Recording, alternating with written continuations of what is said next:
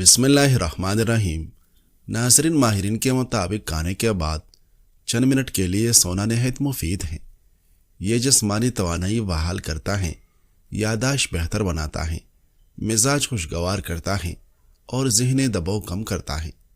دوپہر کے وقت مختصر نیند لینا نہ صرف سنت نبوی صلی اللہ علیہ وسلم ہے بلکہ سائنسی لحاظ سے بھی جسم اور دماغ کے لیے بہت مفید ثابت ہوا ہے۔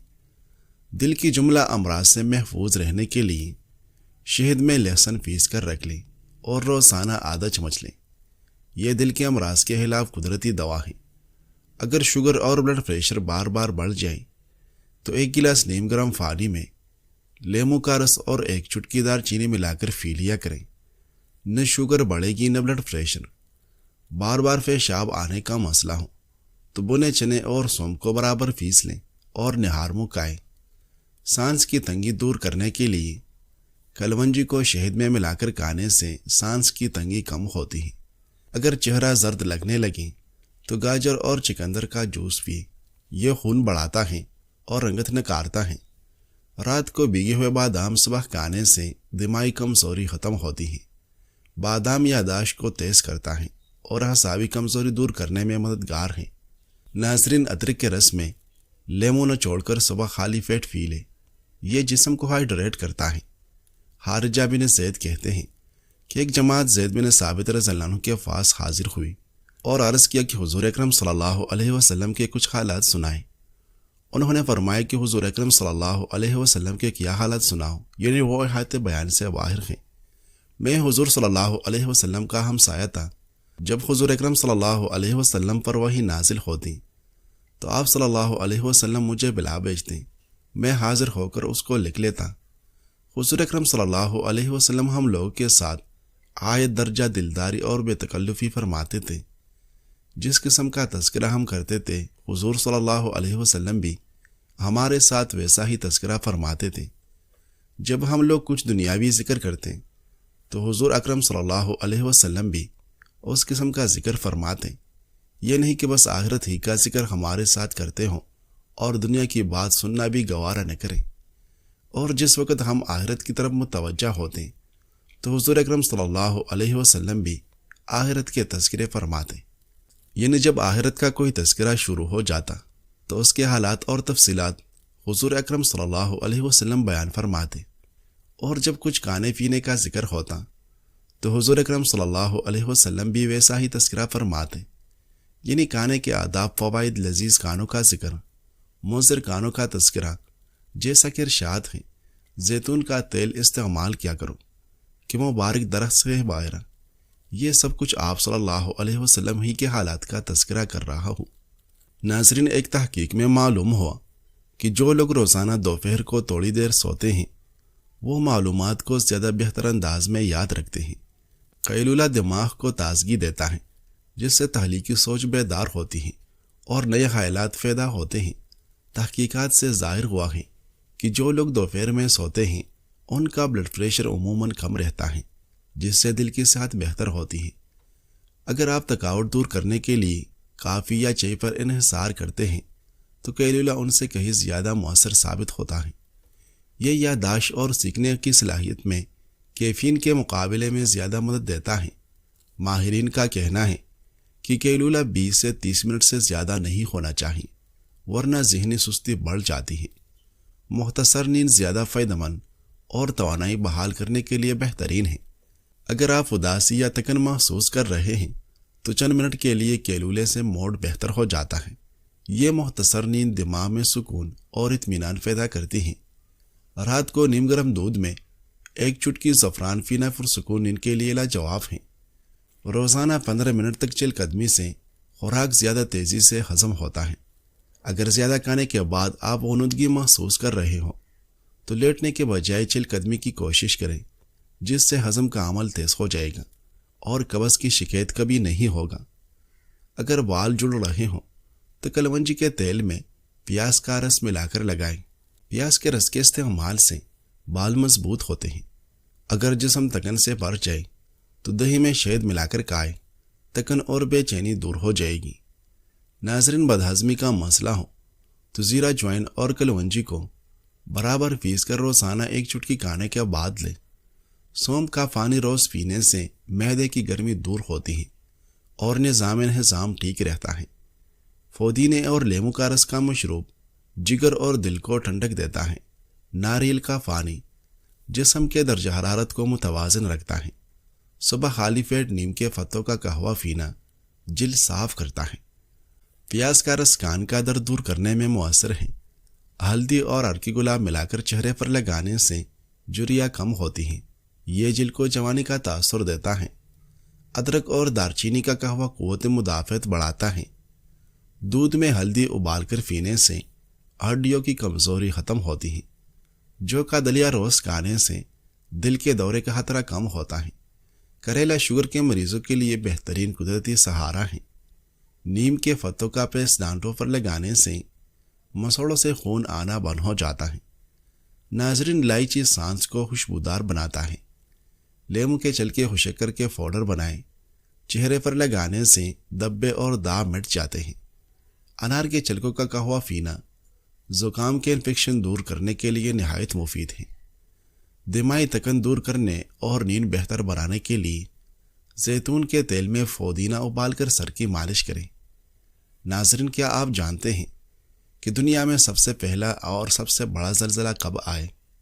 تحریک السلسلہ فیما یتعلق بالزلزلہ نامی کتاب میں امام اجلونی رحمۃ اللہ علیہ نے فرمایا، دنیا میں سب سے پہلا زلزلہ سیدنا آدم علیہ السلام کے زمانے میں آیا تھا۔ جب قابیل نے حابیل کو شہید کیا تب پہلا زلزلہ آئے، اور یہ زلزلہ دنیا کا سب سے بڑا زلزلہ تھا۔ زمین 7 دن ہلتی رہی تھی۔ پھر سیدنا ابراہیم علیہ السلام جب سیدنا اسماعیل علیہ السلام کو قربان کرنے لگے تب زلزلہ آئے۔ جب ابراہیم علیہ السلام نے اپنے لخت جگر اسماعیل علیہ السلام کو چٹان پر لٹائے تو زمین ہل گئی، آسمان کا رنگ سرخ ہو گیا، سورج اپنی جگہ سے ہٹ گیا، عرش ہل گئی اور کرسی ہل گئی۔ فرشتوں نے کہا، اگر اللہ رب العزت کسی کو اپنا خلیل بناتا تو ان کو بناتا۔ تو اللہ تعالیٰ نے اس وقت ابراہیم علیہ السلام کو اپنا خلیل بنائے۔ پھر سیدنا صالح علیہ السلام کی قوم پر بڑا زلزلہ آیا۔ پھر سیدنا شعیب علیہ السلام کی قوم پر زلزلہ آیا۔ پھر سیدنا موسیٰ علیہ السلام کے دور میں جب 70 آدمیوں کو چنا تب زلزلہ آیا۔ پھر سیدنا عیسیٰ علیہ السلام کے بعد 80 جھٹکے زلزلے کے آئے۔ پھر اصحاب فیل پر زلزلہ آیا۔ پھر حضور صلی اللہ علیہ وسلم کی ولادت کی صبح زلزلہ آیا، حتیٰ کہ بت اوندے منہ گر گئیں، اور یہ زلزلہ 3 دن تک جاری رہا۔ اور پھر کسریٰ کے محل میں زلزلہ آیا۔ پھر حضور صلی اللہ علیہ وسلم کے دور مبارک میں مدینہ منورہ میں زلزلہ آیا تو آپ صلی اللہ علیہ وسلم نے فرمایا، تمہارا رب چاہتا ہے کہ تم اس کی طرف رجوع کرو، یعنی استغفار کرو، تو تم توبہ کرو۔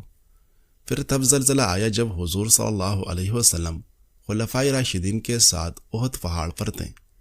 پھر حضرت عمر فاروق رضی اللہ عنہ کے دور میں زلزلہ آیا۔ پھر علی رضی اللہ عنہ کے دور میں زلزلہ آیا۔ زلزلہ لوگوں کی گناہوں کی وجہ سے بھی آتا ہے اور زنا کی کثرت کی وجہ سے بھی آتا ہے، اور اللہ رب العزت اپنی قدرت دکھاتا ہے تب بھی آتا ہے۔ جیسا کہ اوپر گزرا، مدینہ پاک میں زلزلہ آیا، حالانکہ وہ زمانہ پاک لوگوں کا تھا، جیسا کہ ان میں امام الانبیاء صلی اللہ علیہ وسلم تشریف فرما تھے۔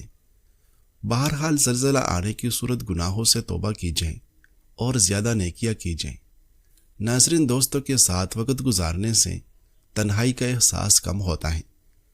دوستوں کے ساتھ وقت گزارنے سے یادداشت اور دماغی کارکردگی بہتر اور دل کے امراض کا خطرہ نمایاں طور پر کم ہوتا ہے۔ ناظرین، لیمو پانی میں شامل سٹریک ایسڈ اعضائی نظام میں تحریک کا کام کرتا ہے اور جسم میں موجود زہریلے مواد کو باہر نکالنے میں مدد دیتا ہے۔ ہر صبح 1 گلاس لیمو پانی یا لیمو کو چائے میں شامل کر کے استعمال کریں، جس سے نظام ہاضمہ میں بہتری آئے گی۔ وٹامن سی اور زنک والی اعضائی مدافعت بڑھاتی ہیں۔ پانی، سوپ اور ہربل چائے زیادہ پئیں تاکہ جسم ہائیڈریٹ رہے۔ سونے سے قبل 1 چائے کا چمچ شیرے کا استعمال صبح کے وقت قبض سے ریلیف میں مددگار ثابت ہو سکتا ہے۔ شیرے میں کافی مقدار میں وٹامنز اور منرل، خاص طور پر میگنیشیم شامل ہوتے ہیں، جو قبض میں کمی لانے میں مدد دیتے ہیں۔ ناظرین، پودینہ اور ادرک دونوں معدے سے متعلق متعدد شکایت کے لیے آزمائے ہوئے گھریلو نسخے ہیں۔ پودینے میں موجود مینتول اعضاء نالی کے فٹوں کو ریلیکس کرنے میں مدد دیتی ہیں، جبکہ ادرک ایک گرم جڑی بوٹی ہے جو جسم کے اندر حرارت بڑھاتی ہے اور کانا جل ہضم ہو جاتا ہے۔ حضرت عمر بن العاص رضی اللہ عنہ کہتے ہیں کہ قوم کے بدترین شخص کی طرف سے بھی رسول اللہ صلی اللہ علیہ وسلم طالب قلوب کے خیال سے اپنی توجہ اور اپنی خصوصی گفتگو مبذول فرماتے تھے، جس کی وجہ سے اس کو اپنی خصوصیت کا خیال ہو جاتا تھا۔ چنانچہ خود میری طرف بھی حضور صلی اللہ علیہ وسلم کی توجیہات عالیہ اور کلام کا رخ بہت زیادہ رہتا تھا، حتیٰ کہ میں یہ سمجھنے لگا کہ میں قوم کا بہترین شخص ہوں۔ اسی وجہ سے حضور اکرم صلی اللہ علیہ وسلم سب سے زیادہ توجہ فرماتے ہیں۔ میں نے اسی خیال سے ایک دن حضور صلی اللہ علیہ وسلم سے دریافت کیا کہ میں افضل ہوں یا ابو بکر؟ حضور صلی اللہ علیہ وسلم نے ارشاد فرمایا کہ ابو بکر رضی اللہ عنہ۔ پھر میں نے پوچھا کہ میں افضل ہوں یا عمر؟ حضور صلی اللہ علیہ وسلم نے ارشاد فرمایا عمر۔ پھر میں نے پوچھا کہ میں افضل ہوں یا عثمان؟ حضور صلی اللہ علیہ وسلم نے ارشاد فرمایا کہ عثمان۔ ناظرین، تمام خوبیوں کا ایک لفظ عورت کے لیے بنایا گیا۔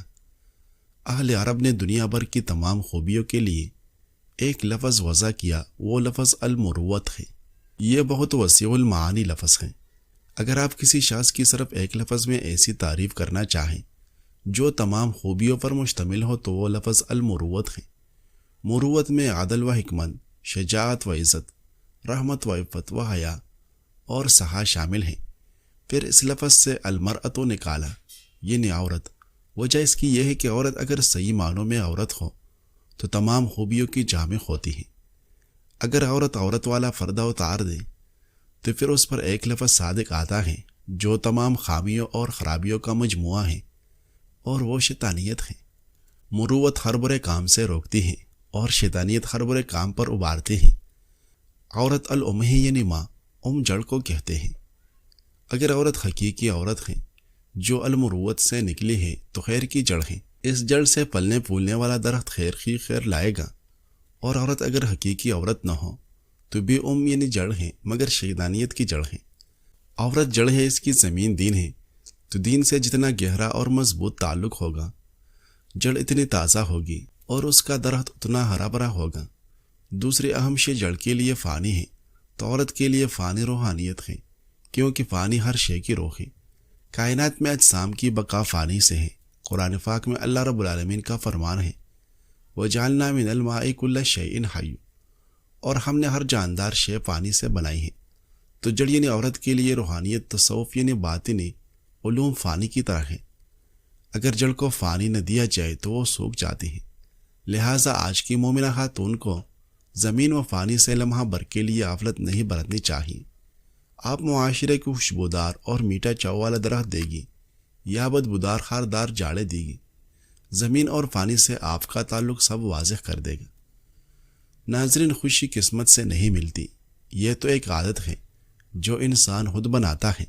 کچھ لوگ ہر حال میں مسکرا لیتے ہیں کیونکہ وہ سمجھتے ہیں کہ زندگی کے ہر لمحے کو غم میں ضائع نہیں کرنا چاہیے، اور کچھ لوگ خوشی کے وقت بھی اداس رہنے کا بہانہ ڈھونڈ لیتے ہیں۔